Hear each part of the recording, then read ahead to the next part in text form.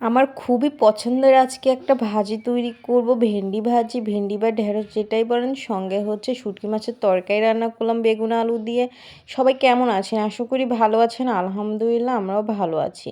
আজকে ভিডিওটি দুপুর থেকে স্টার্ট করলাম। দুপুরে আজকে যেগুলো রান্নাবান্না করব, ভেন্ডি ভাজি করব, ভেন্ডি বা ঢেঁড়স যেটাই বলেন, আর সঙ্গে শুটকি মাছের তরকারি রান্না করব। ক্যাপশন থেকে বুঝেই গিয়েছেন।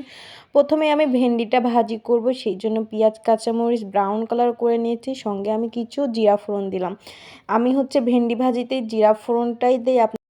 জিরা ফোড়ন দিয়ে দেওয়ার পর নেড়েছে, তারপরে যে ভেন্ডিগুলো দিয়ে দিলাম, ভেন্ডি বা ঢেঁড়স। আর ঢেঁড়স ভাজিটা আমার খুবই পছন্দ, এই ভাজিটা একদমই আমার ফেভারিট। আমার এই ভাজিটা পছন্দ।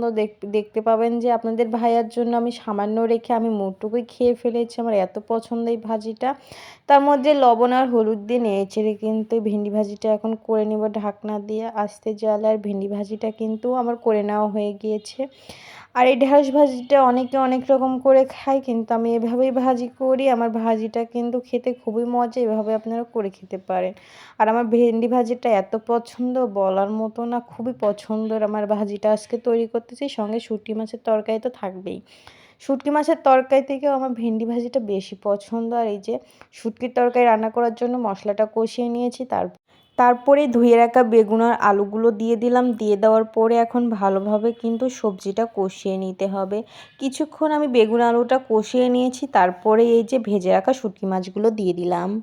আজকে আমি পুঁটি মাছের শুটকি দিয়ে বেগুন আলু দিয়ে রান্না করব। আর এই তরকারিটাও কিন্তু মজা, কিন্তু বেস্ট আমার ভাজিটাই বেশি আমার পছন্দ শুটকি মাছের থেকে। শুটকি মাছটাও পছন্দ, কিন্তু প্রথমে আমার ভাজিটা বেশি পছন্দ, তারপরে এই শুটকি মাছের তরকারি। দুইটা তরকারি অনেক মজা হয়েছিল, দুইটা তরকারি আমার ফেভারিট।